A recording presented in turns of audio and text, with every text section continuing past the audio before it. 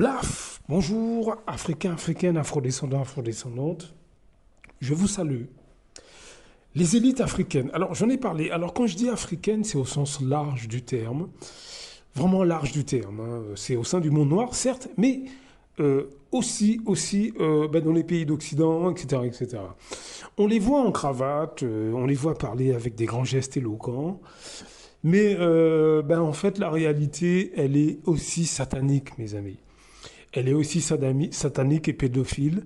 Et pourquoi je vous parle de ça? Parce que si vous comptez sur ces gens-là pour améliorer votre vie économique, je crois que là, vous êtes mal barré, hein. Peu importe où vous êtes, hein, Martinique, Guadeloupe, Martinique, vous voyez de quoi je parle, hein. Mon pays d'origine, je pense que vous avez entendu un peu ce qui se passe chez nous. Mais que ce soit Guadeloupe, que ce soit Guyane, que ce soit Congo, que ce soit Côte d'Ivoire, etc., etc., c'est la même chose. Je vais vous passer un petit extrait d'une vidéo. Donc le titre, c'est K0, K.0. Vous savez, c'est K0, mais là, c'est le titre, il est abrégé. Donc K.0, Abbé Pierre, P. Diddy, Zoé Sagan, le seul qui... Bon, il n'y a pas tout. C'est sur la chaîne Omerta. Donc tapez ça et allez voir, c'est éloquent. Je vous laisse écouter, on en parle juste après. Il l'applique au pied de la lettre. Et évidemment, plus tu es star à Hollywood ou notable en France ou en Belgique tu vois, ou en Allemagne, où tu veux, en Angleterre. Là encore, un nid, mais alors eux, ils ont peut-être leur corps, quoi. Puisque même la couronne, enfin la pseudo-couronne britannique, bref. Donc pour eux, c'est juste banal. C'est banal. Donc voilà, c'est pas qu'il faut une longue cuillère pour dîner avec le diable. Ils sont le diable.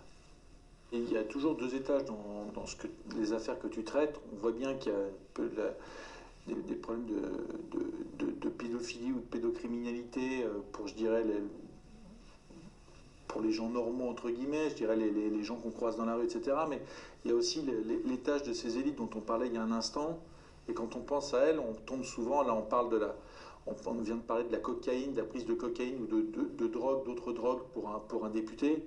On a quand même à chaque fois un combo, hein, de déviance sexuelle, de comportement agressif, d'agression sexuelle sur mineurs ou sur majeurs, des problèmes de consommation de drogue. Qu'est-ce qui fait quand même... Il y a un moment, on a quand même eu des élites qui étaient plus respectables, qui étaient aussi plus respectées.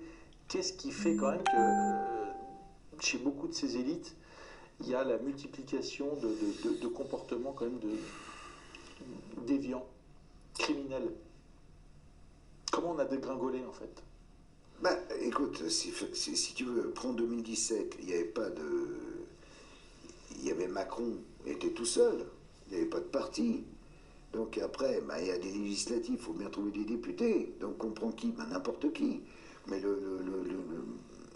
tu vas pas être content, mais c'était pareil là aux dernières avec le RN. On s'est rendu compte qu'il y avait n'importe quoi. Et les filles, c'est pareil, c'est n'importe quoi. C'est la voiture balai, t'as dedans. Alors c'est pas, si tu veux, évidemment, si tu veux uniquement, je sais pas, des mecs du niveau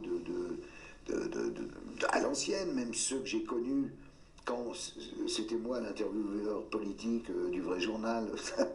Donc je faisais, je sais pas, le meilleur exemple c'est Pierre Messmer, quoi. Je veux dire, Pierre Messmer, c'est pas exactement la même chose que le Gugus là qui prend de la MM3C, là je sais pas quoi, pour faire des soirées chemsex.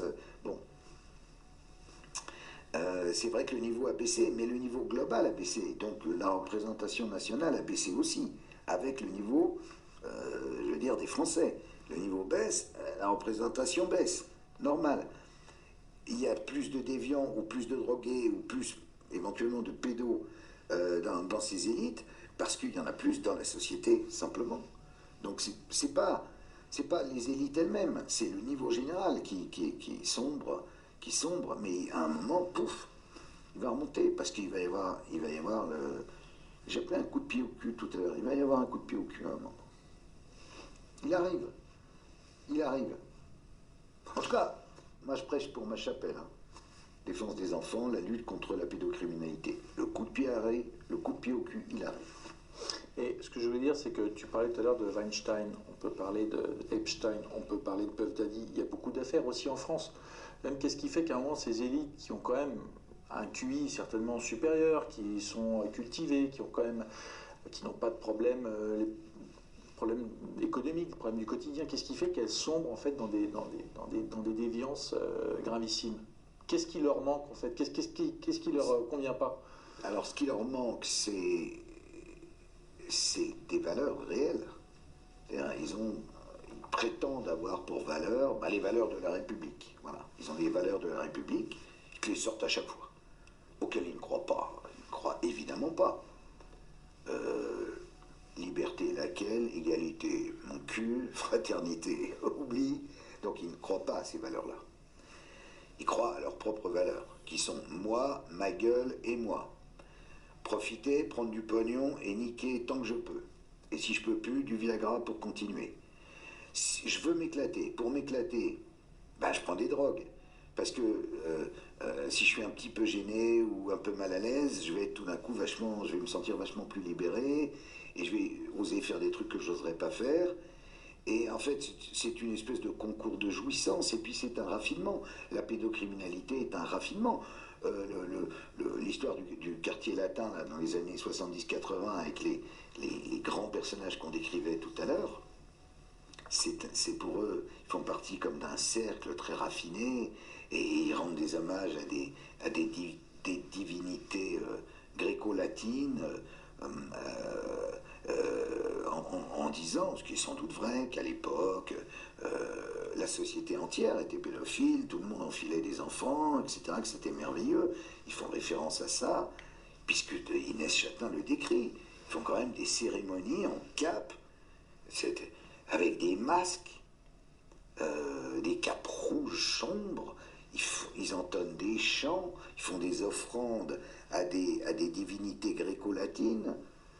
On rêve.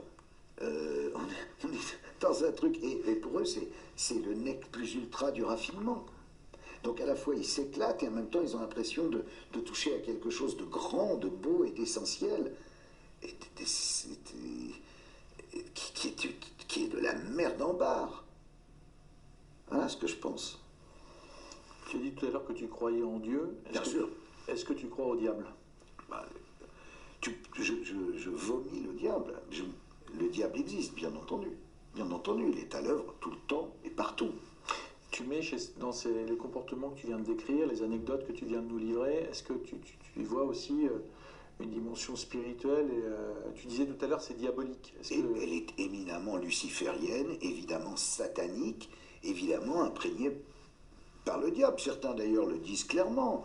Il y a beaucoup de sectes pédosataniques qui sont à l'œuvre et où là, c'est celle où, là ils vont encore plus loin, c'est celle où ils sacrifient des bébés ou des SDF qu'ils ont attrapés, ils boivent leur sang, c'est des crimes rituels. Et eux, bien souvent, à 90% des cas, font des cultes au Baphomet, à Satan. C'est des messes. La messe noire, c'est quoi? C'est une messe inversée, avec un autel, avec... ça, c'est des croyances qui sont encore tout à fait ancrées, qui se teintent de magie noire, de sorcellerie, d'ésotérisme. Je voyais pas plus tard qu'hier dans l'excellent, je ne sais plus quoi, Journal du Dimanche ou l'autre, un article sur les Français et l'ésotérisme. 58% des Français, nous dit un sondage, montre que 58% des Français ont une pratique ésotérique. Alors ça va de Alan Kardec qui font tourner des tables, ils croient à Dieu sait quelle divinité hindoue, ou ils font de la magie blanche ou noire, ils lancent des sorts, ils font du vaudou.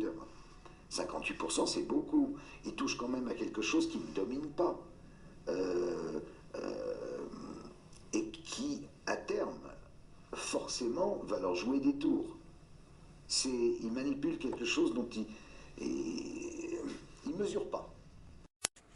Donc voilà, allez voir la vidéo. Alors vous imaginez bien que c'est pas avec ce genre de personnes, c'est pas ce type de personnes-là qui vont regarder votre argent pour vous. Hein. Est-ce qu'on est d'accord, mes amis? Peu importe où vous êtes, hein, que ce soit Afrique, Caraïbes, en Europe, peu importe, hein, peu importe qui vous êtes d'ailleurs. Là, je parle à tout le monde, hein, je ne parle pas spécialement à mes frères et sœurs. Hein. Donc, vous imaginez bien que c'est pas avec ces gens-là, oui, donc des gens qui pratiquent des messes noires, etc. Et ça, c'est prouvé, hein, c'est pas, là, c'est pas du délire, hein, c'est totalement prouvé. Hein. Bien d'autres personnes en ont parlé avant Carl Zero. Hein. Là, le Carl Zero, il ne vient qu'après. P. Diddy, ça ne vient qu'après. Beaucoup de choses, même avant Epstein. Même avant Epstein, il y a eu déjà des cas et des cas et des cas. Donc, vous imaginez, voilà les élites que nous avons à travers le monde. Donc, quand je vous dis de vous former, de voir vos affaires sur les questions économiques, la raison, certes, la raison, elle est évidemment le climat économique, mais c'est surtout la personnalité des gens qui sont à la tête de nos États. Et ça, c'est que ce soit en Occident, que ce soit en Afrique, que ce soit dans les Antilles, etc. Hein. Regardez, encore une fois, regardez ce qui se passe à la Martinique. Donc, mes amis, faites vos recherches, formez-vous sur les questions économiques, comme je le dis très souvent dans ces audios. Vidéos, documentaires, achetez des bouquins, hein, il y a des livres qui peuvent vous aider, il y a plein de sites que vous pouvez visiter, commander des livres, etc., etc. Formez-vous sur les questions d'argent. Blaf! À très bientôt.